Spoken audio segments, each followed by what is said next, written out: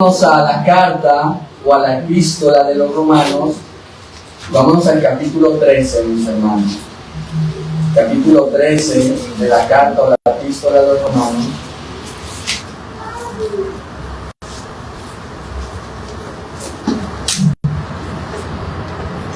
Y hoy vamos a estar, que el Señor nos lo permite,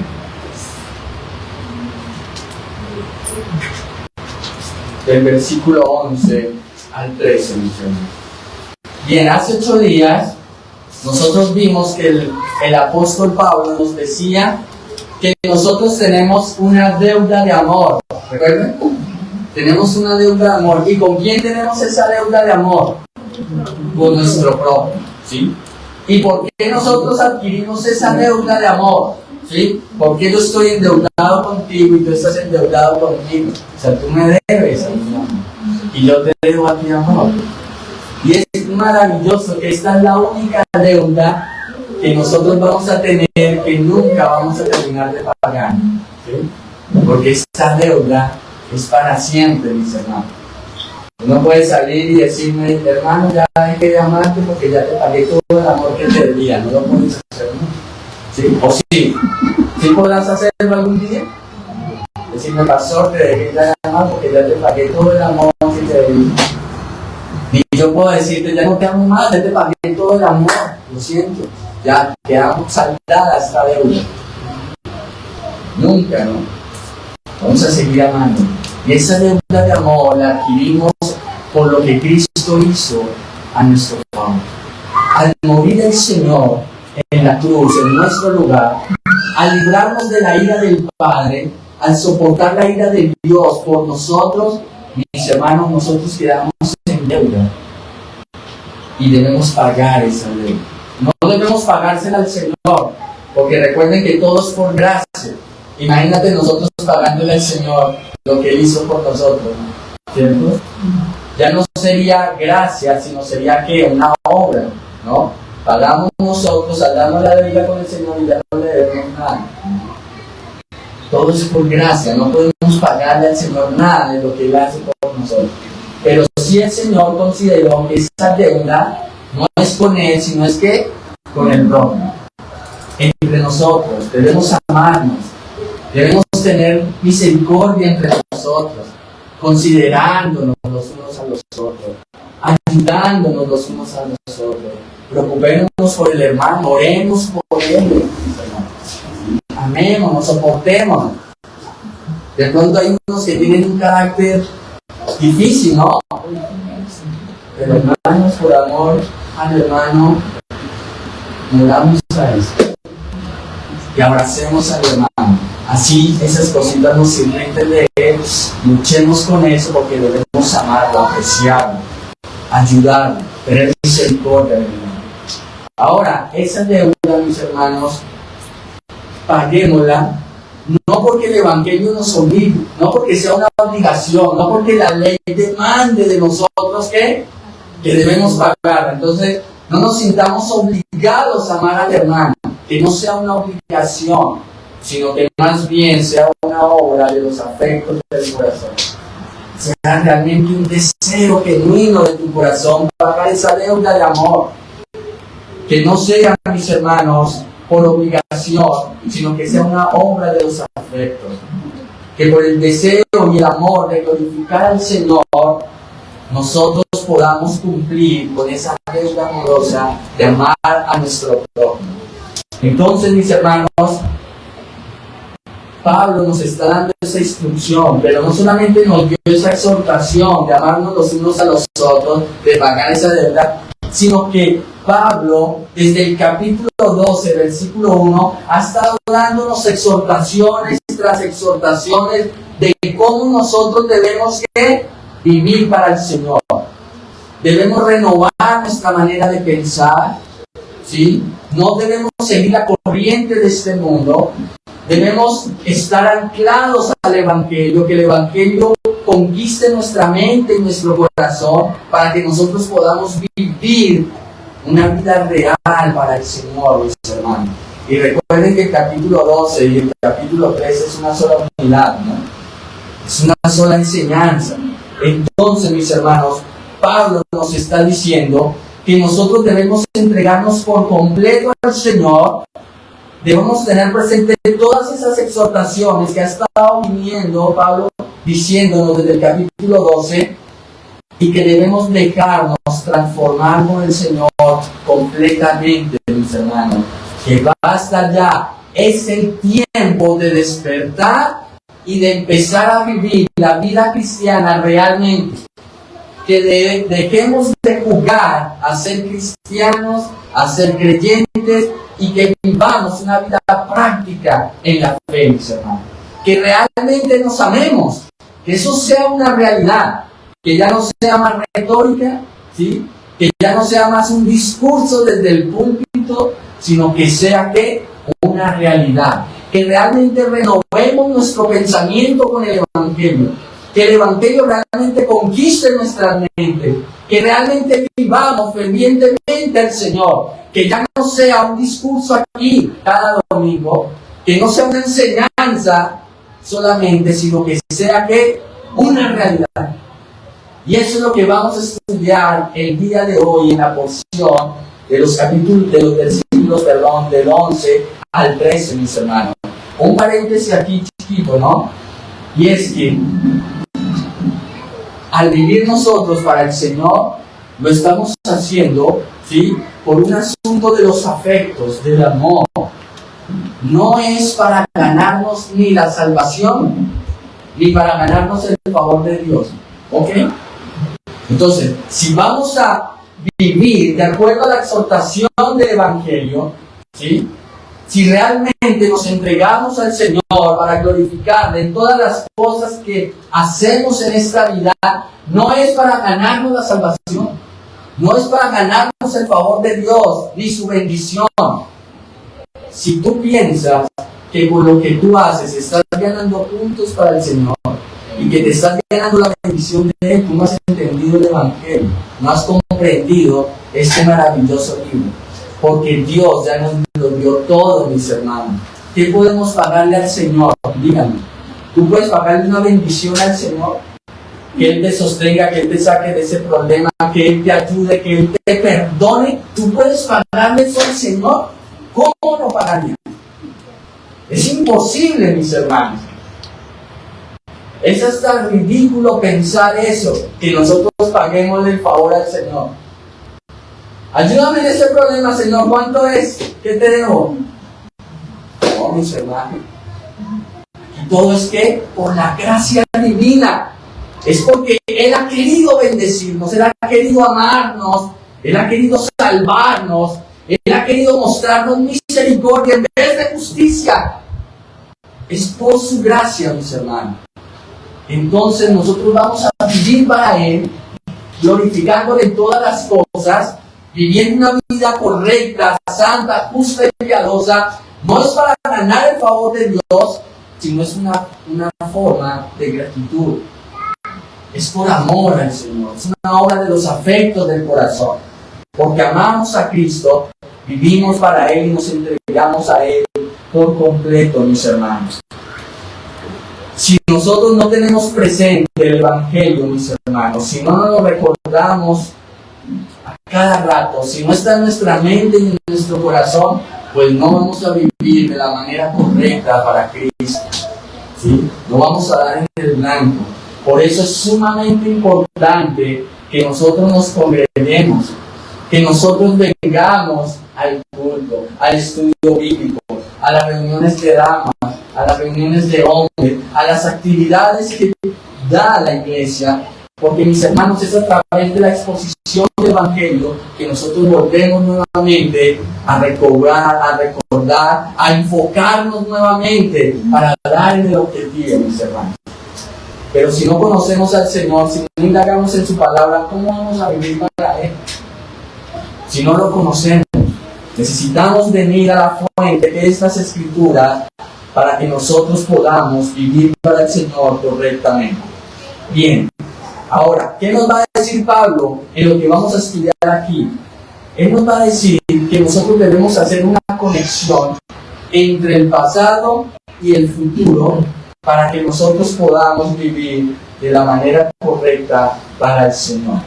Nosotros los cristianos debemos mirar el pasado. ¿Y qué debemos mirar del pasado?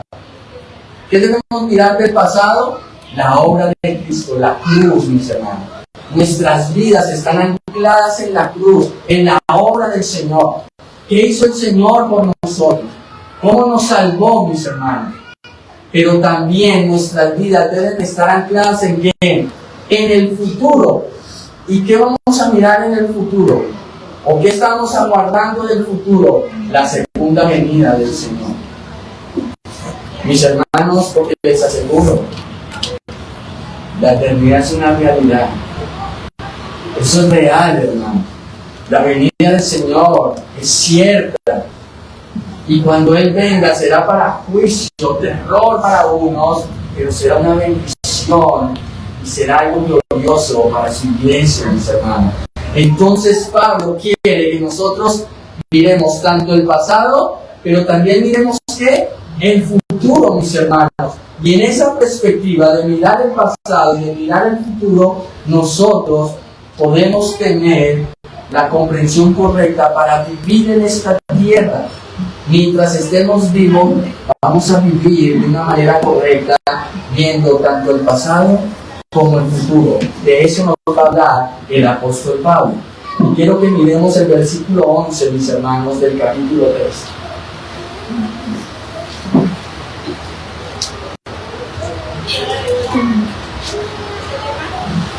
¿Ya estamos ahí? Dice así las Escrituras. Y esto, conociendo que el tiempo, que es que, ¿de qué? De levantarnos de qué? Del sueño. Oiga, despiértese, está diciendo Pablo. Ya, no más, basta, sacúdense. Ya, despierte. Levántense del sueño, porque ¿qué?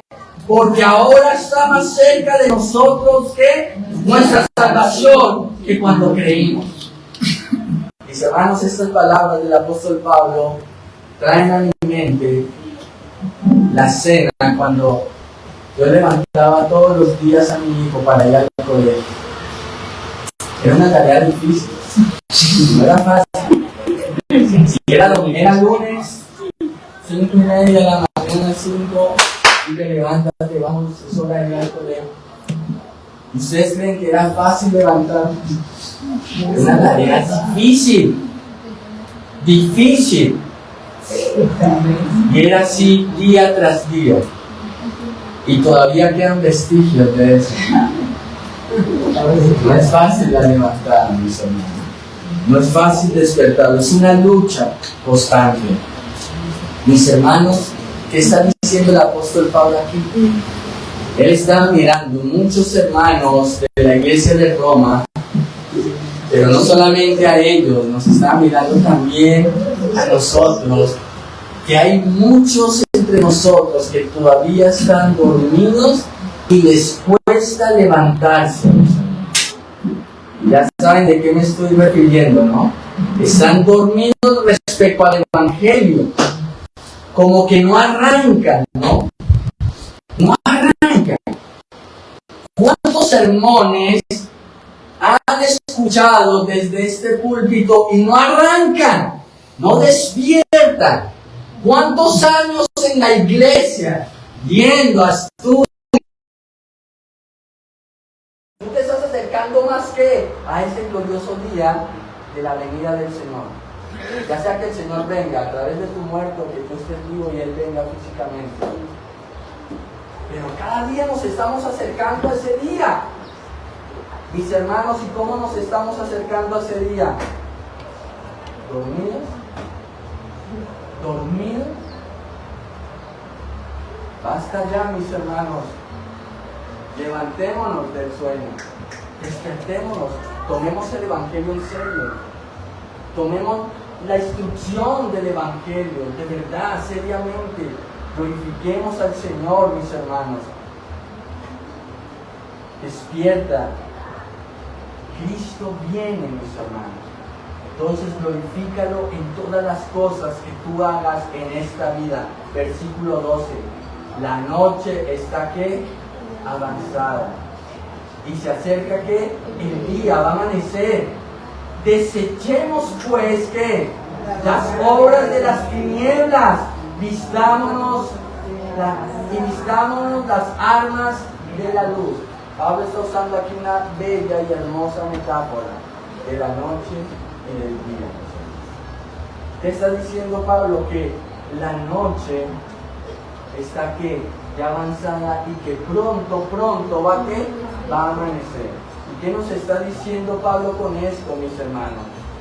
Pablo nos está diciendo, en otras palabras, que el tiempo del fin está cerca, se acerca al fin, y que el día, ¿no?, es la segunda venida del Señor, el amanecer. Entonces ese evento, dice Pablo, está que pronto a venir, está pronto el Señor a regresar. Esta era de oscuridad, de pecado, de dolor y de sufrimiento, dice Pablo, está llegando ¿qué? A su fin, a su término, se está acabando. Pero la era infinita y eterna de la luz, de la santidad, del gozo, de la gloria, está muy cerca, dice Pablo. No demora, está por comenzar, despiértese, porque ya va a amanecer. ¿Y cómo los va a coger el amanecer? ¿Dormidos? ¿Dormidos? Ojalá no los coja dormidos, hermano. Porque va a ser el lloro y el crujir de dientes para ustedes si el amanecer los coge dormidos. Antes de que venga el amanecer, Pablo está diciendo, párense, levántense, sacúdase. Tomen esto en serio, hermanos. Toda la instrucción del Evangelio. Pablo, para persuadirnos, está utilizando la escatología para que nosotros, hermanos, vivamos nuestras vidas en la dirección correcta. ¿Qué es la escatología? Pues el estudio de qué, de las cosas finales, del regreso del Señor por segunda vez, ¿sí? Y mis hermanos, esto era muy cotidiano en el lenguaje del Nuevo Testamento, hablar de esta manera. Cristo viene, vidas. Cristo viene, despiértate. Cristo viene, que no te coja dormido. Porque mis hermanos, vivir con la mirada en el regreso del Señor hace que tu vida esté ¿qué? Despierta, vigilante. Porque el Señor puede venir en cualquier momento. ¿Tú lo sabes? ¿Tú sabes el día y la hora? Las Escrituras dicen que Él viene como un ladrón en la noche. O sea, un ladrón te avisa cuando va a venir a minar y a robar tu casa. Cuando menos lo espera, ¡pum!, llega y te roba. Las Escrituras usan esa figura para que nosotros entendamos que el Señor no va a dar aviso cuando Él venga. Él no va a dar aviso, nadie va a saber, y de repente ¡pum!, va a llegar. Entonces, esa santa ansiedad, ¿cierto?, de saber cuándo es que llega el Señor, no sabemos cuándo llega, nos motiva ¿a qué? Pues a estar despiertos, vigilantes, ¿no? Viviendo una vida sobria para el Señor, porque en cualquier momento ¿qué? Él puede llegar y yo tengo que estar despierto para irme con Él. Por eso las Escrituras usan este lenguaje escatológico para ponernos en alerta, para que estemos ahí, prestos. En cualquier momento puede venir el Señor. Vamos a ver unos textos del Nuevo Testamento que nos hablan en ese lenguaje, ¿sí? Vámonos a Filipenses, no perdamos Romanos, ¿no? Estamos en Romanos 13. Pero vámonos a Filipenses, ahí adelantico de Efesios. Miremos el capítulo 4.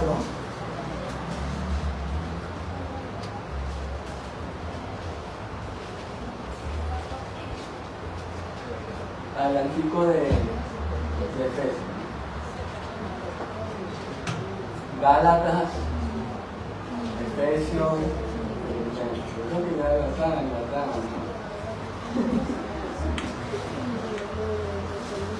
¿estamos ahí? Filipenses capítulo 4.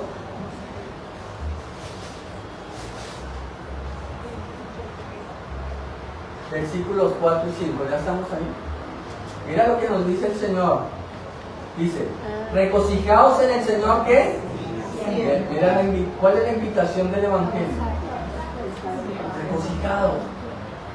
Ustedes miran, pastor, pero lo que yo estoy viviendo ahora es difícil. Estoy en un desierto, ¿no? Mira la aflicción, la enfermedad, el dolor. ¿Cómo me pides que viva regocijado en el Señor siempre? Mis hermanos, pidamos el gozo del Señor, para que aún en medio del dolor y del sufrimiento podamos estar gozosos en el Señor, descansando en el Señor, confiando en el Señor, dependiendo de Él, para que el dolor no nos arruine, no nos apachugue, no quedemos ahí destruidos en Dios. Regocijados en el Señor que siempre, otra vez digo, regocijados. Versículo 5, vuestra gentileza sea que conocida por todos los hombres. ¿Y qué? El Señor está cerca. Entonces mira la exhortación, regocíjense siempre en el Señor, a pesar del dolor y de lo que estén sufriendo, mantengan el gozo en el Señor, ¿sí? Que el dolor no nos aplaste, no nos arruine. El dolor puede hacer alejar a una persona del Señor, ¿cierto?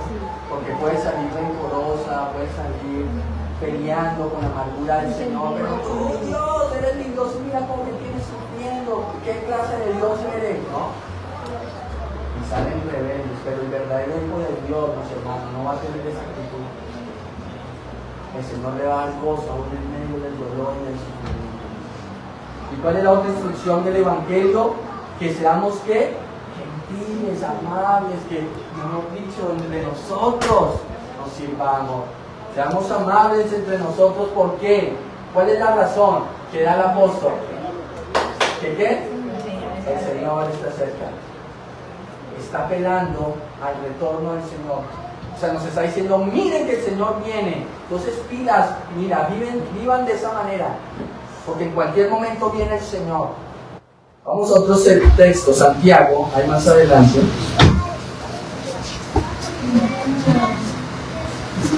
Ese sí queda después de Obrero, ¿no? Santiago capítulo 5. Santiago capítulo 5, versículos 7 y 8.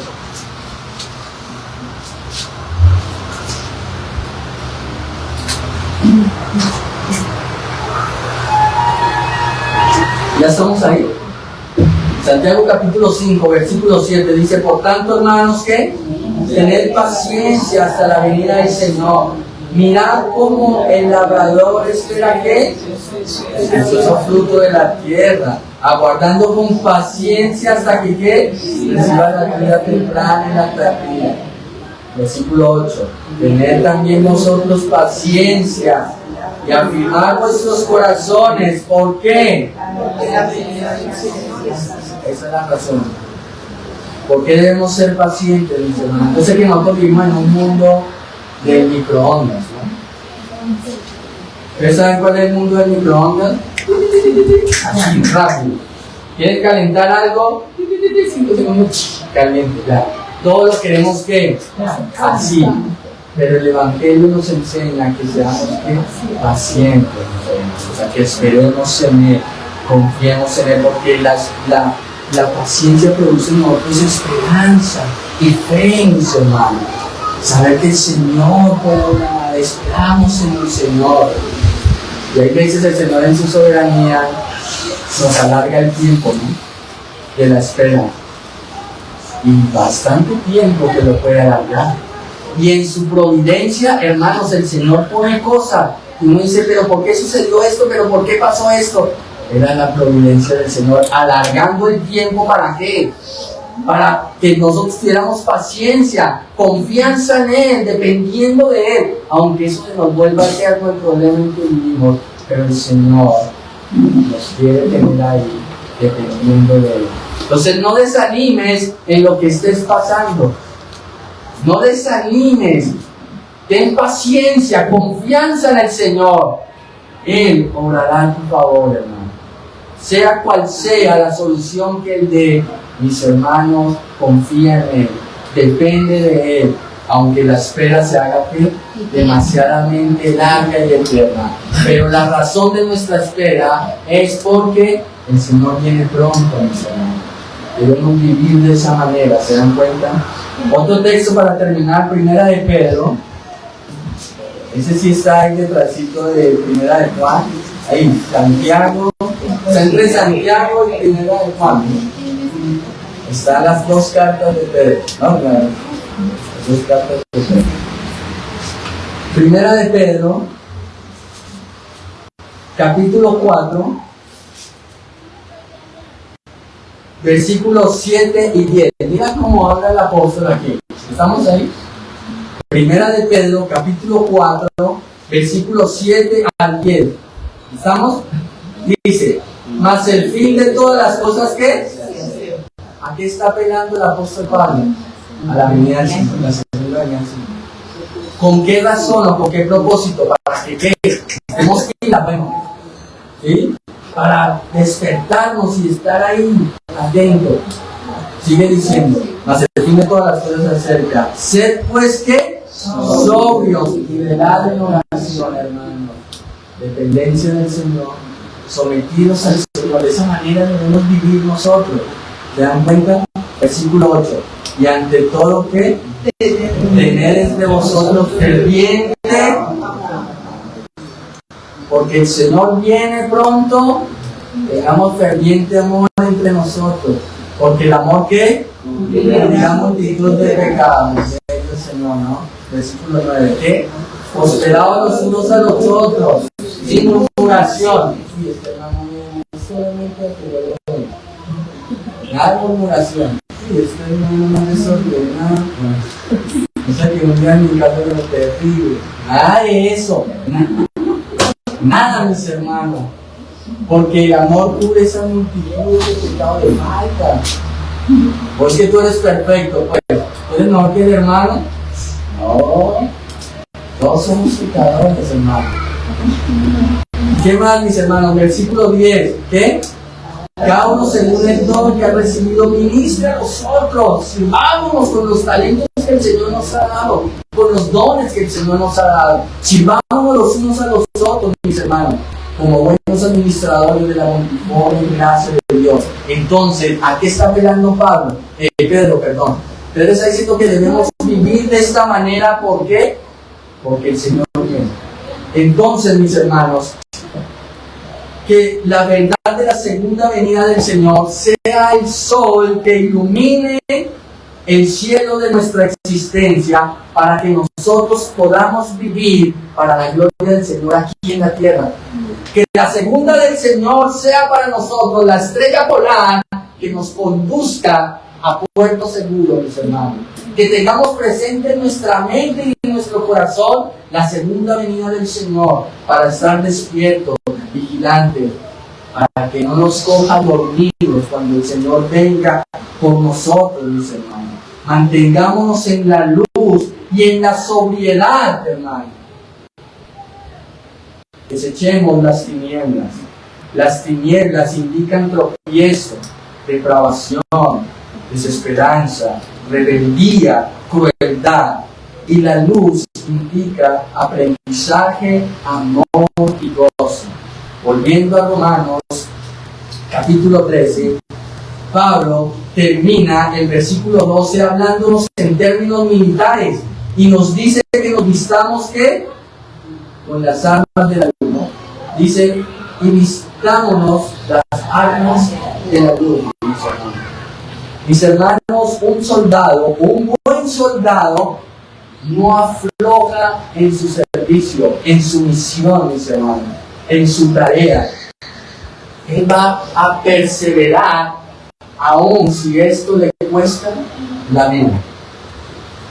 Un buen soldado, ¿no? El hermano soldado, ¿no? Que ante la primera amenaza sale huyendo. Pero el verdadero soldado, mis hermanos, queda ahí defendiendo, aun si esto le cuesta la vida. Nosotros somos soldados de Cristo. Y debemos vestirnos con la armadura del Señor y estar ahí, mis hermanos, luchando, no contra las personas, ¿no? Porque nuestra lucha no es contra carne ni sangre, ¿no? Es luchando contra el pecado, mis hermanos, contra la tentación, mis hermanos, contra Satanás mismo y sus huestes diabólicas. es resistir hasta la muerte, pero si no nos vestimos con las armas del Señor, con el Evangelio, mis hermanos, vamos a morir en esa guerra, o vamos a abandonar esa guerra. Vamos a perderla, mis hermanos. Y yo quiero, mis hermanos, ver algunos textos de las Escrituras que nos dicen cómo es que debemos armarnos de luz, ¿no? Con las armas de la luz. Y mis hermanos, armarnos o vestirnos con las armas de la luz significa que debemos hacer cosas todo el tiempo, mis hermanos. O sea, que sea nuestro estilo de vida. ¿Y qué es? Romanos capítulo 6. Vámonos un momentito allá a Romanos 6. Romanos capítulo 6, versículo 3. ¿Cómo debemos vestirnos con las armas?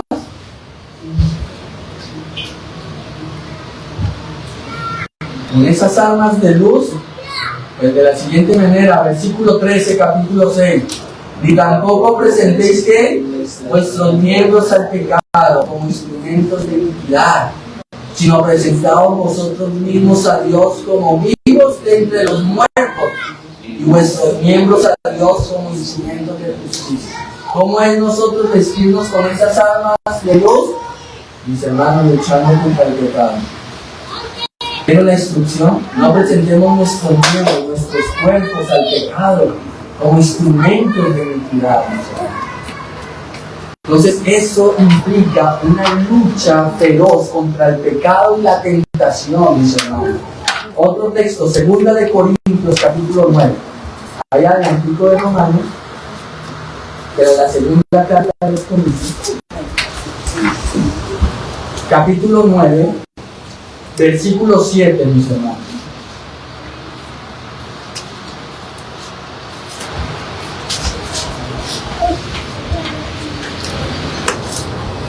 Segunda de Corintios, capítulo 9, versículo 7.